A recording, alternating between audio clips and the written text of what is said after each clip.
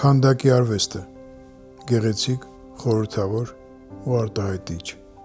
Մի աշխարհ, որտեղ խոսում է հեղինակի միտքը, զգացմունքը, սիրտն ու հոգին։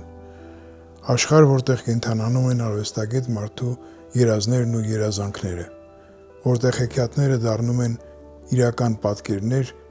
եւ ամենուրեք թագավորում է արվեստ կոչվող զարմանահրաշ երևույթի շունչը։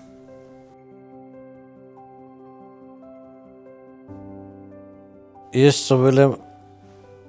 արվեստագետի ընտանիքում, Երեն Վարդանյան, քանդակագործ։ Փոքր հասակից անընդհատ տեսել եմ, զգացել եմ, բնականաբար գալիս է արվեստանոց հորս մոտ։ Միշտ սկզբնական շրջանում լուրջ չէի վերաբերվում, բայց ժամանակի ընթացքում սիրտս կպավ, դες կարամ ասեմ։ Ու 8-րդ դասարանից գնացի ընդունվեցի Պանոս Թելիմազյանի անվան ուսումնարան։ 3 տարի սովորելուց հետո ընդունվել եմ Գեղարվեստաթատերական ինստիտուտ, քանդակի ֆակուլտետ եւ ավարտել եմ 79 թվականին։ Դեսկրիպտիվ շրջանում համարյա խաղ էի անում, առանձնապես չէի քանդակում, ուղղակի խաղի տեսքով։ Իսկ հետագայում արդեն որ լրջացավ այդ ամեն ինչը, կավը ինձ համար դարավ շատ հարազատ, հոգեհարազատ մի բան։ Նախ եւ առաջ շատ օգտակար բան է, կարամ բոլորի խորհուրդ տամ, եթե չես էլ դառնում քանդակագործ, կավի հետ զբաղվել։ Ինքը կավը համ հանգստացնում է մարդուն առաջի հերթին, եւ երկրորդ ձեռներն է բնդացնում մարդկանց, որը կարամ ասեմ ինձ ձեռքերը շատ պինդ են։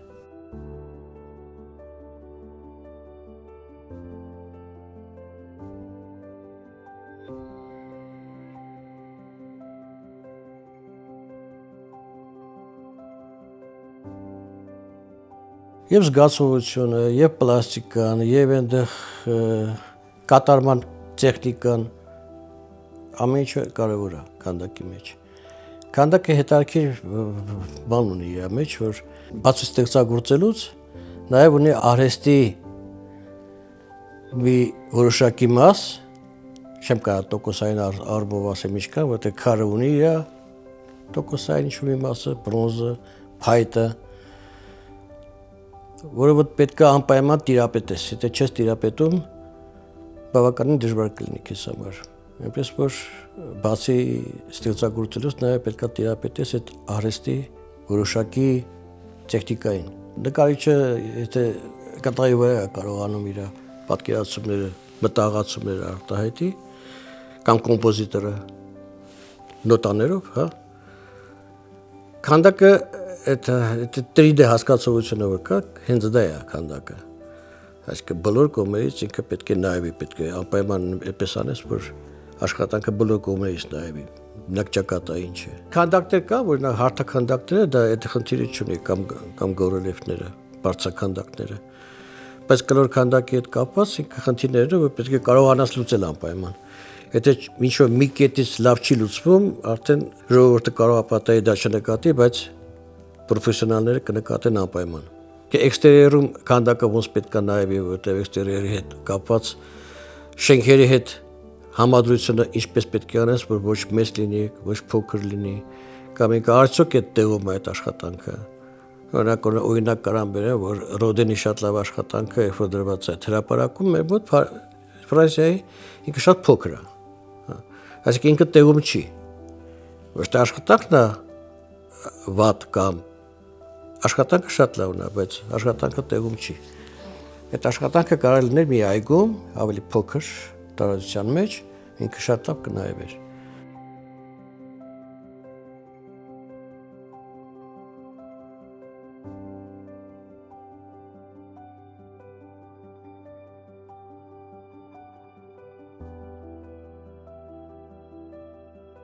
Եթե գործը ինձ համար հոգեհարազատ է, անում եմ ու դա շատ մեծ հաճույք եմ ստանում, շատ մեծ։ Իսկ դա ինձ համար մի աշխարհ է, որ մտնում ես մեջը, նույնիսկ կարող է պատահի մոռանաս հոգնածության մասին, այն վաղտ ես հասկանում որ դու հոգնած ես, երբ որ աշխատանքը ավարտում ես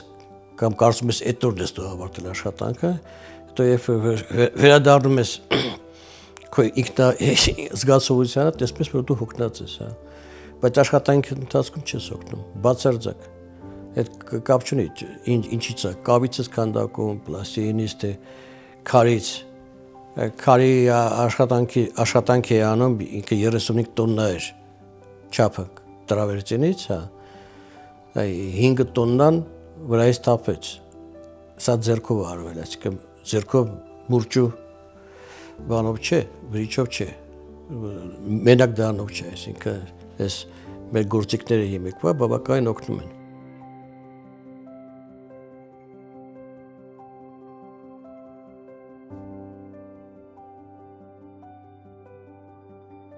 Ամենակարևորը քո աշխատանքը գնահատվի դիտորդի կողմից։ Մենակ քեզ համար պետք է աշխատես, այսինքն դու աշխատում ես ճիշտ է, քո զգացողությունն ես արտահայտում այդ նյութի մեջ, հետո ցուցադրում ես, չէ՞, որ մարդիկ տեսնեն, ու երբ որ հավանում են, երբ որ գնահատում են, դա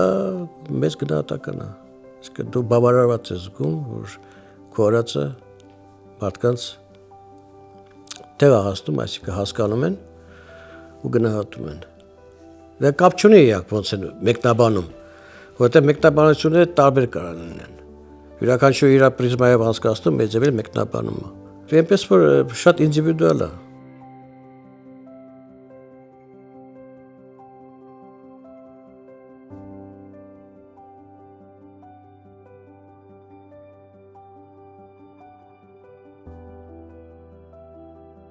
Ինչ որ զգում եմ, ինչ որ գտնում եմ, որ պետք է վերածվի մատերիալի կամ թղթի վրա,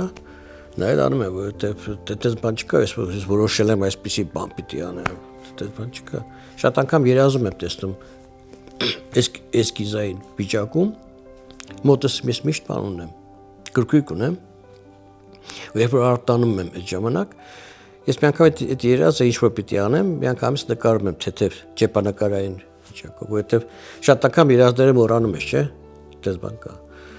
Ու դա ինձ շատ օգնել ես։ Սկզբից շատ էր գալիս ձևի, ու ես չէի նկարում, հետո սկսեցի դա նկարել։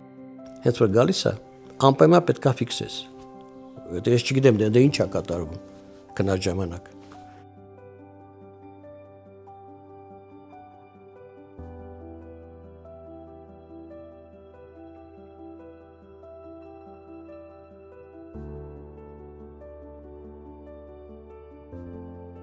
Ազգայինը բնականաբար օգնում է, ուտեցել պետք է լինի, կարծում եմ, հա։ Բայց ժամանակի ընթացքում այնքան բան է փոփոխվում, որ այսինքն զուտ ազգայինի վրա մնալ չեմ կարծում, որ դա ճիշտ է, որտեղ եթե համաշխարհային մակարդակով վեստում ես, ամբողջ աշխարհն է զարգանում հենց արվեստի մեջ, պետք է այդ թրթիրը պիտի զգաս, պիտի անդադ մեջը լինես ու անդադ հետևես, ուսումնասիրես։ Կարծում եմ, դա ճիշտ է, եթե մնացիր մենակ պարփակված, չեմ կարծում, որ դա ճիշտ կա։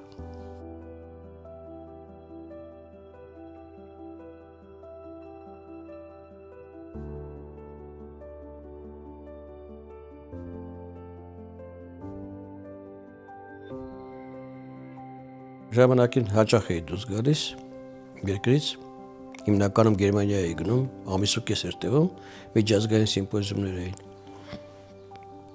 Առաջի 20 օրը շատ լավ էի տանում, վերջի 15 օրը, 20 օրը անդադ ուշքու միտքս վերադառնալ։ Նա չեմ կարող բացատրել, թե այդ այն զգացումը, բայց տենց է։ Այսինքն միշտ նույն բանը կրկնվում էր։ Անցյալ տարի Միացյալ Նահանգներ էինք, 40 օր մնացի,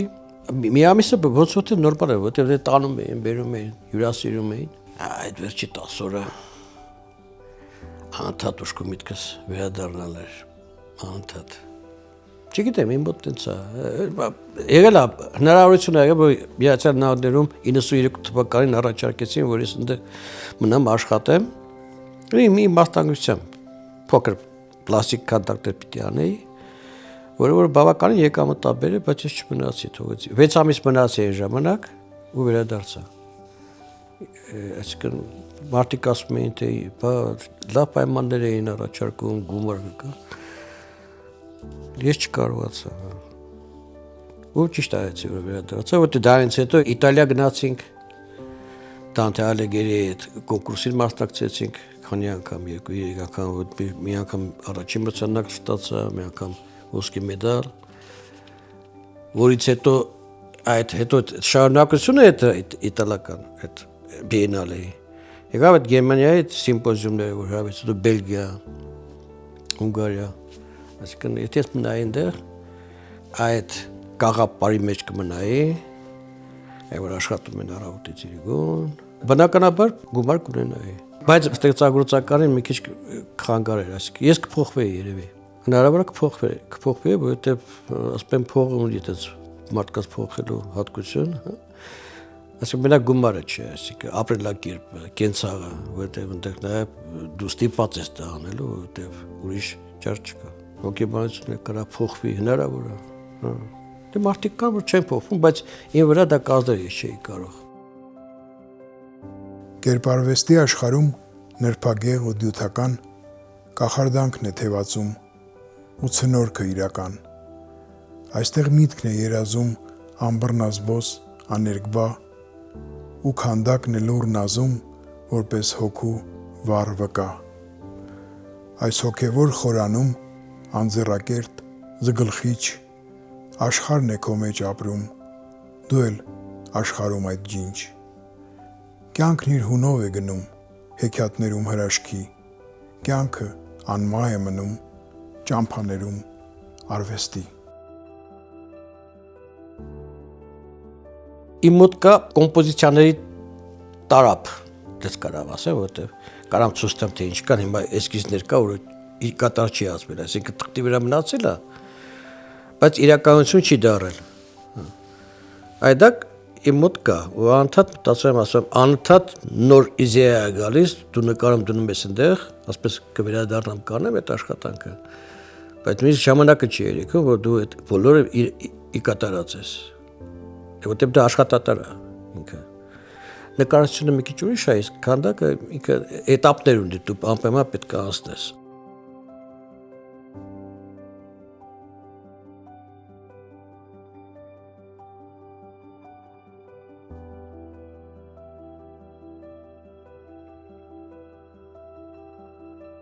Ինչ իմաստ ունի մի բանով զբաղվել, այդ պիտի տառապես։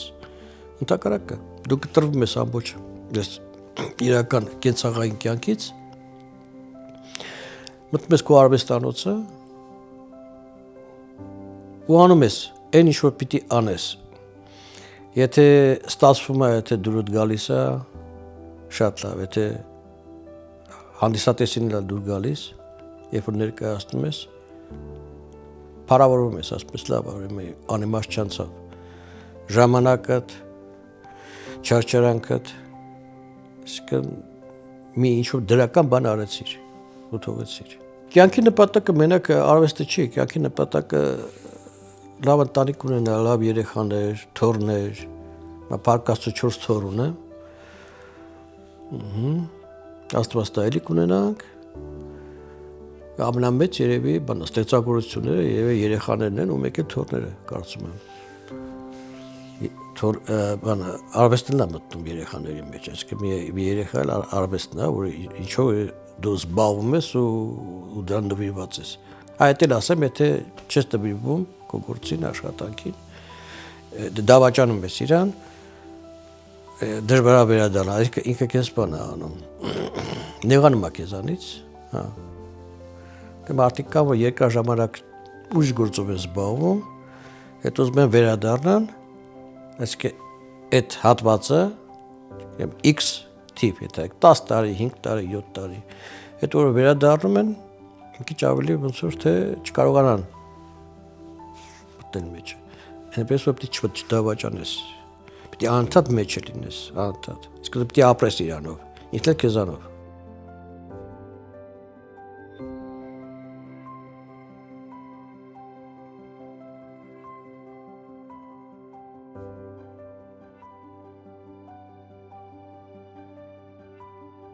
Հենց ասիր հասել եմ այդ շոմի նպատակի, ուրեմն դու արդեն ավարտվել ես։ Համ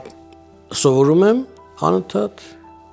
այն մարդու որ ասում է ամեն ինչ գիտեմ, ուրեմն իմացի չգիտի ոչ մի բան։ Անընդհատ պետք է աճը լինի, պետք է աճես։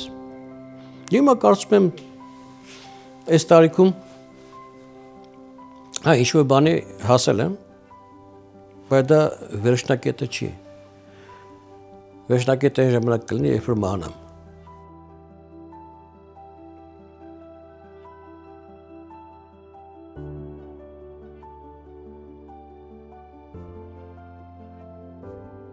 Ազատությունն է ամենակարևորը ինձ համար։